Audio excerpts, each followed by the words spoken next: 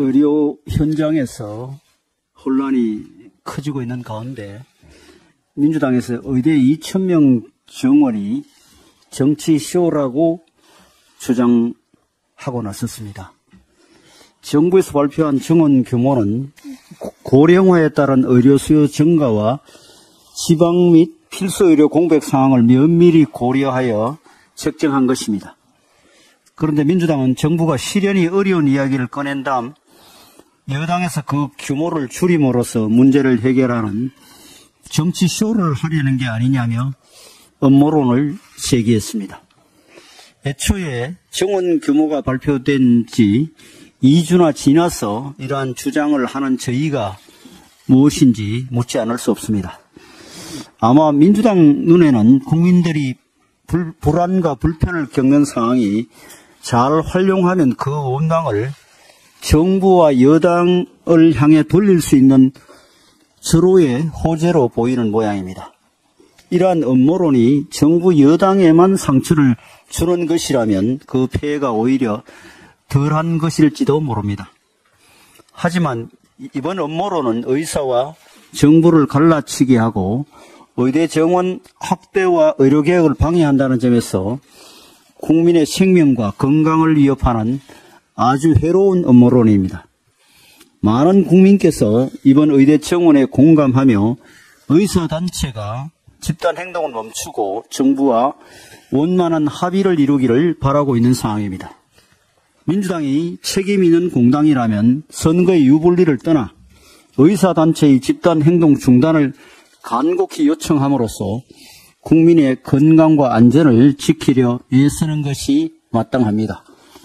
우리 사회에는 의대 정원 확대뿐만 아니라 대한민국의 경쟁력 확보와 국민의 후생을 위해 꼭 이뤄내야 할 수많은 개혁 과제들이 있습니다.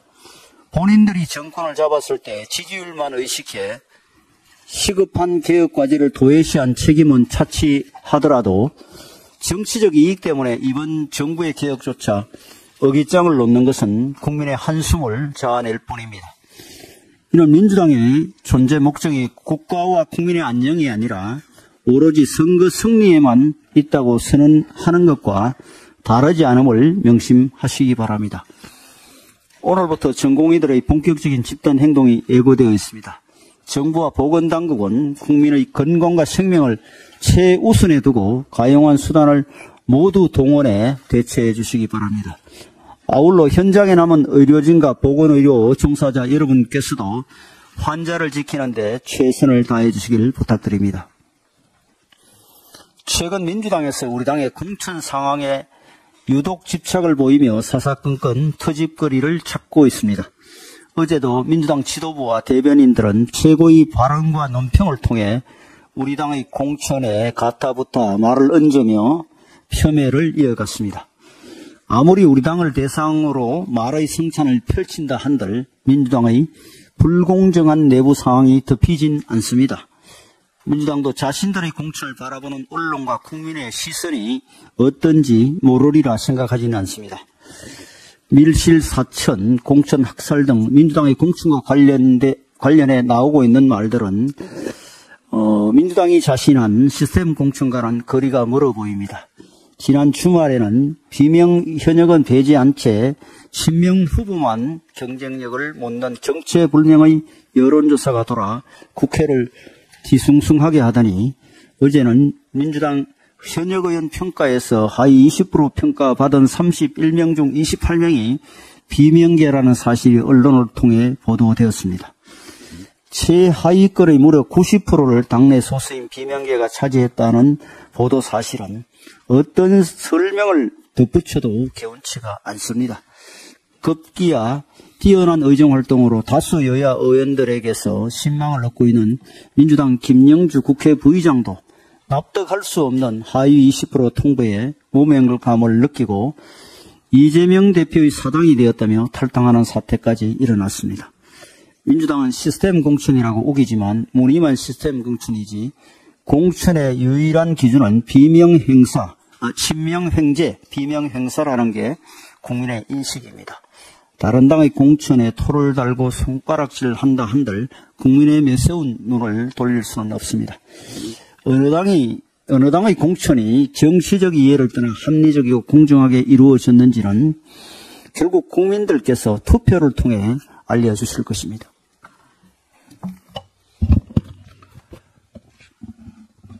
전공의들이 오늘 오전 6시부터 집단 업무 거부에 들어갔습니다.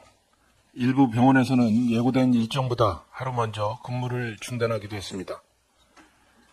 의대생들도 집단 휴학계를 내며 동조하고 있는 상황입니다.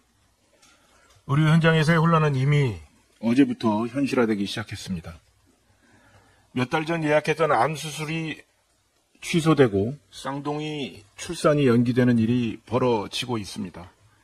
백혈병 앓는 아이와 함께 병원에 가려고 새벽부터 길을 나섰던 부모는 검사가 취소됐다는 말에 망연자실했습니다. 수술을 앞둔 어느 암 환자는 수술은 할 수 있을까? 난 살 수 있을까? 내 새끼 초등학교 입학은 지켜볼 수 있을까라고 불안을 호소했습니다. 병원을 찾은 환자와 보호자들은 이번 사태가 장기화되면 어떻게 하나 하면서 걱정과 한숨이 가득한 상황입니다. 환자들의 아픔에 먼저 살피면서 질병의 고통을 줄여주기 위해 병실을 이리저리 뛰어다니던 분들이 누구였습니까? 주 80시간 넘는 근무도 마다하지 않고 과로사 위험에 상시 노출되어 있으면서 위급한 환자가 먼저라고 했던 게 전공의 여러분들이었습니다. 그런 여러분들께서 아픈 국민들을 외면한 채 집단 행동에 나선다는 것, 이것이 어떤 일인지 곰곰이 다시 한번 생각해 봐야 하지 않을까 싶습니다. 지역 필수 의료가 붕괴되는 현실을 현장에서 그 누구보다 잘 아는 당사자들이 환자 곁을 떠나는 모순된 행동을 벌이는 건 맞지 않습니다. 무조건 증언은 안 된다며 반대하며 벌이는 집단 행동, 지금이라도 멈춰 주시기 바랍니다.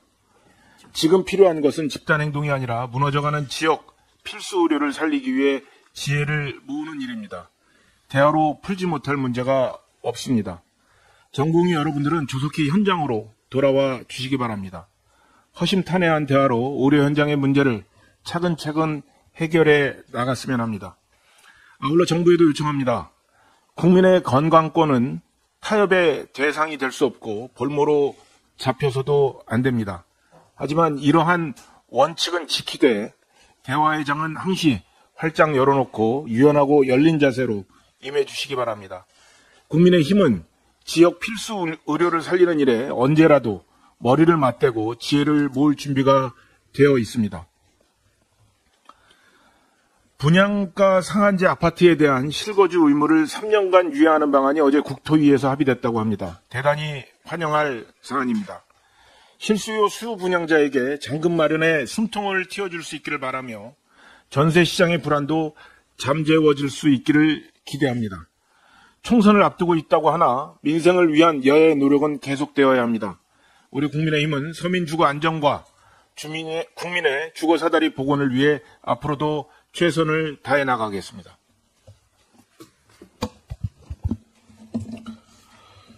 김진표 국회의장은 어제 열린 2월 임시국회 개원식에서 총선에 적용될 선거제와 선거구 획정을 두고 4년마다 반복되는 파행은 국민의 참정권을 침해하는 일이라고 했습니다. 총선을 불과 50일 앞둔 지금 국민의 참정권을 침해하고 있는 것은 바로 더불어민주당입니다. 당초 우리 국민의힘은 시도별 의석수 변화를 최소화하기로 한 선거구 획정위원회의 안을 수용한다고 밝혔습니다. 하지만 민주당은 자당세가 강한 지역의 선거구가 줄어드는 것을 절대 수용할 수 없다며 선거구 협상에 제대로 나서지 않았습니다. 심지어 전북에서 의석을 줄이는 대신 부산이나 서울, 강남 등 여당이 유리한 지역에서 의석수를 줄여야 한다는 터무니없는 주장을 해왔습니다. 유권자 수는 표의 등가성과 직결된 것인데 민주당은 이를 무시하고 오로지 총선 유불리만을 따지며 득표 계산에만 급급한 모습입니다. 게다가 사실상 민주당 단독 위성 정당과 다름없는 민주개혁진보선거연합을 내걸고 비례 의석을 챙기는 일에도 몰두하고 있습니다. 경기 규칙이나 다름없는 선거 제도를 이재명 대표 단 한 사람의 결정에 맡기더니 이제는 경기장인 선거구 획정마저 미루고 마음대로 정하려는 것입니다. 제1야당이자 책임있는 공당이라면 헌법상 기본권인 국민의 참정권이 보장될 수 있도록 선거제와 선거구 협상에 적극적으로 임해야 하는 것이 도리입니다. 민주당은 선거 직전 쌍특검 표결 같은 정쟁을 일삼는 행동은 그만두고 유권자의 정당한 권리가 보장될 수 있도록 선거구 획정 협상에 보다 적극적으로 나설 것을 촉구합니다. 네, 발언 의원님. 유승걸 의원님 먼저 하십시오. 예, 기재위 간사 유승걸 의원입니다. 제가 이미 지난번에도 말씀을 드린 바가 있습니다만 오늘 또 서민금융기관인 새마을금고에 대해서 다시 한번 한 말씀 드리겠습니다. 작년 2023년 급격한 연체율 상승으로 해서 뱅크런 위기에 처했던 새마을금고의 연체율이 작년 12월 말에 비해서 금년 초에 지금 급등을 하고 있는 것으로 나타났습니다. 새마을금고는 연초부터 급증한 연체율을 해소하기 위해서 캠코에 부실채권 1조 원 가량을 추가 매각하는 방안을 지금 추진하고 있는 것으로 알려지고 있지만 금융위원회는 다른 제2금융권에서도 부실채권 매각을 추진하고 있는 이런 상황에서 추가로 매입할 여지가 있는지 검토할 필요가 있다는 그런 입장을 밝히는 것으로 알려져 있습니다. 그동안 새마을금고는 다른 상호금융권과 달리 행정안전부의 감독권 아래서 금융전문가 조직의 감독 검사망에서 사실상 벗어나서 PF 대출이라든지 이런 걸 포함한 기업 대출 부실성에 대한 모니터링이 제대로 이루어지지 않고 있다는 것이 전문가들의 평가인 것은 다 알고 있을 겁니다. 지난해 기업 대출 비중이 58.7%까지 증가했던 새마을금고의 PF 대출 잔액이 2020년에는 2조 9천억이었던 것이 2년 사이에 5배가 증가한 15조 5천억까지 이렇게 급증을 했습니다. 또한 연체율도 8.34%까지 치솟아서 은행권의 연체율 평균으로 0.3%에 무려 17배나 되는 그런 수준에 달했습니다. 금융감독원과 예금보험공사가 이르면은 다음 달 새마을금고에 대한 첫 건전성 점검 검사에 나서겠다고 하니까 그나마 다행이라고 생각합니다. 지난번에 본 의원이 이 관련돼서 이미 말씀을 드렸습니다만 어떻게 보면은 만시지탄이라는 감이 드는 상황입니다. 그나마 다행입니다. 새마을금고는 그동안 서민금융기관으로서 서민금융과 지역경제를 지탱해 왔던 것은 사실입니다. 대규모 부실로 해서 새마을금고를 이용하는 금융소비자 그리고 일반 국민들에게 피해가 돌아가지 않도록 면밀한 점검과 지속적인 감독 필요합니다. 그래서 당국에서는 앞으로도 제도적으로 관련되는 사항을 검토해 주시기를 바랍니다. 저희와 저희 국민힘과 정부는 새마을금고를 비롯한 금융사의 리스크가 경제 안정, 민생 안정에 민생 경제에 부담이 되지 않도록 최선의 관리를 다하겠다는 말씀을 드립니다. 이상입니다. 송석현 의원 하십시오. 예, 그동안 장기화된 코로나의 후유증, 그리고 또 국제정세 불안과 공급망의 애로 등으로 우리 사회 고금리, 고물가의 부담이 정말 천군만근으로 우리 서민 경제를 억누르고 있습니다. 그 중에서도 소상공인, 자영업자, 중소기업들의 고통은 가장 크다고 생각이 듭니다. 이에 대해서 우리 정부는 지난 8일 제10차 국민과 함께하는 민생 토론을 통해서 여러 가지 과도한 규제 등이 우리 서민 경제를 얽어매고 있는 부분에 대해서는 하나하나 찾아서 해결하겠다는 의지를 밝힌 바가 있습니다. 그동안 문재인 정부 내내 소득주도 성장한다고 하면서 현실에 맞지 않는 어거지 최저임금 인상, 그리고 또 근로시간 단축, 최근에는 또 중대재해기업 처벌법, 이 고충이 2중, 3중으로 우리 서민 경제, 특히 중소자영업자, 우리 중소기업들을 어렵게 하고 있습니다. 이런 거에 대해서 각종 규제들을 하나하나 찾아내서 지금 법률은 야당의 비협조로 인해서 안 되고 있지만 우리가 시행령이나 시행규칙 또는 각종 지침, 이런 행정, 이런 규정 개선할 수 있는 것은 계속 개혁해 나갈 것입니다.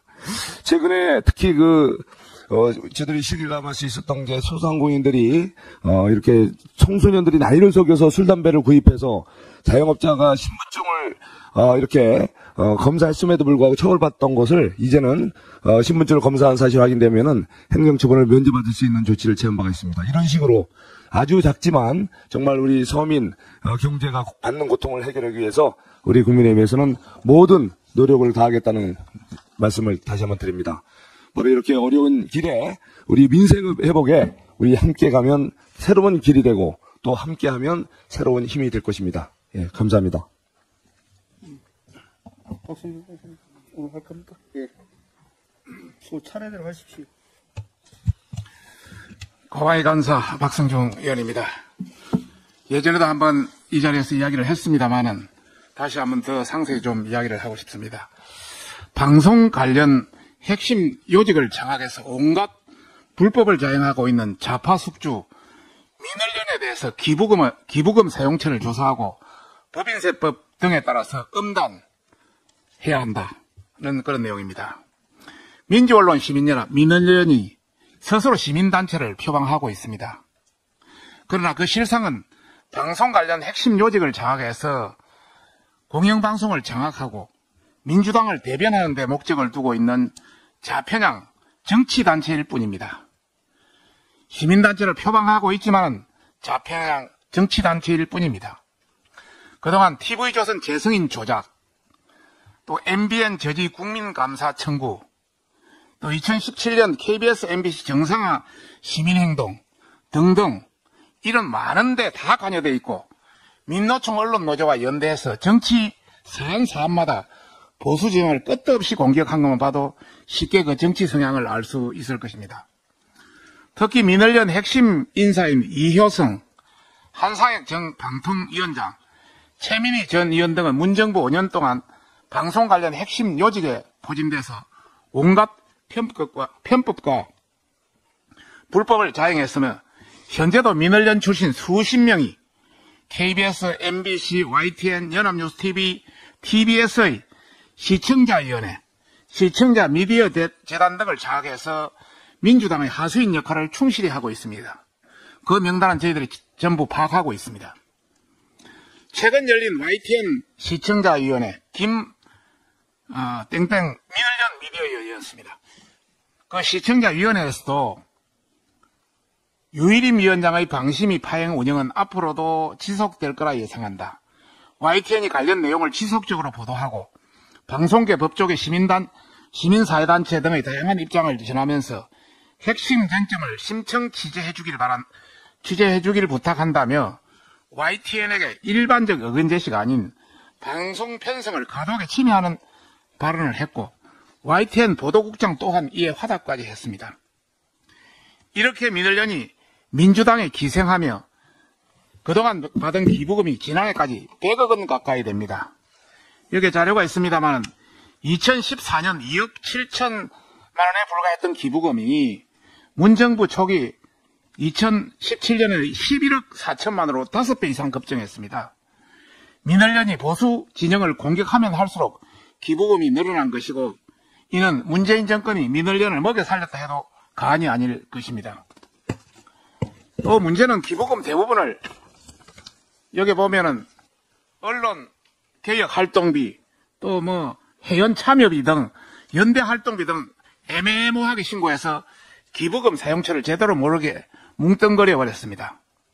특히 언론 모니터링을 위해서 나중에 자료는 다 공개하겠습니다만은 언론 모니터링을 위해서 보면은 2018년에 1만 명, 2019년에 1만 명, 2020년에 4,704명, 2021년에 4,703명, 2020년 3,728명 등 총 33,000명에게 기부금 16억 6천만 원 이상 수십억 원을 퍼주듯 사용했으며 목적도 알 수 없는 대출금을 상환하고 교육비로 전 KBS 세경에 2,700만 원을 지급하다가 수혜자를 바꾸는 등 불법의 소지가 충분히 있는 상황입니다. 법인세법 위반 사항도 명확한 사항이 있습니다.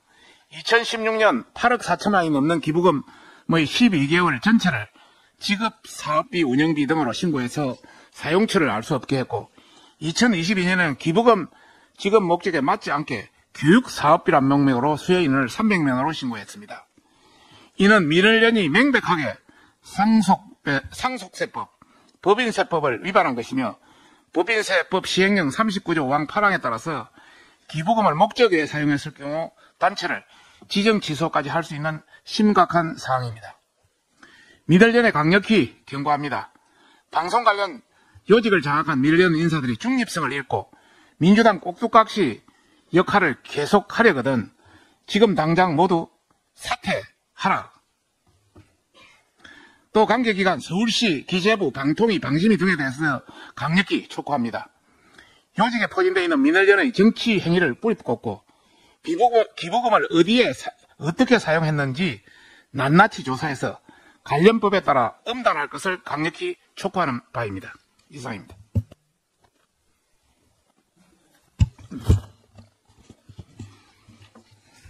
윤석열 대통령이 지난해 초 건설노조 불법 근절 그리고 노조의 회계 투명성 강화 등 노동개혁을 이뤄낸 데 이어서 최근에는 의료개혁의 첫 단추인 의대 정원을 2,000명 늘린다를 지금 추진하고 있습니다.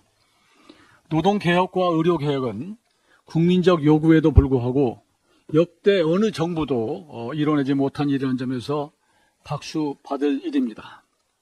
더구나 총선을 목전에 두고 있는 정치 상황 등 아무런 어떤 정무적 계산 없이 나라의 미래만을 위해서 할 일을 하는 이런 당당한 모습이 국민들에게 많은 평가를 받고 지지를 받고 있다고 생각합니다. 이것이 윤석열 다음이고 제가 윤석열 대통령을 지지하는 이유입니다. 현재 의대 정원 3,058명은 2006년 이후 19년째 동결된 숫자입니다. 2022년 기준 우리나라 인구 1,000명당 평균 의사 수는 2.12명으로 OECD 평균 3.7명에 한참 못 미치는 꼴찌 수준입니다. 지역별 인구 1,000명당 의사 수 편차는 더 심각해서 서울이 3.35명인데 비해서 경북은 1.36명으로 지방과 서울의 의료 불균형은 2.5배에 가깝습니다. 지방의 의료 혜택 불균형은 기업과 인구의 지방 유입을 가로막아서 지역 균형 발전을 초래하는 불균형을 초래하는 문제라는 점에서 더욱 더 이상 방치할 수 없는 심각한 문제입니다.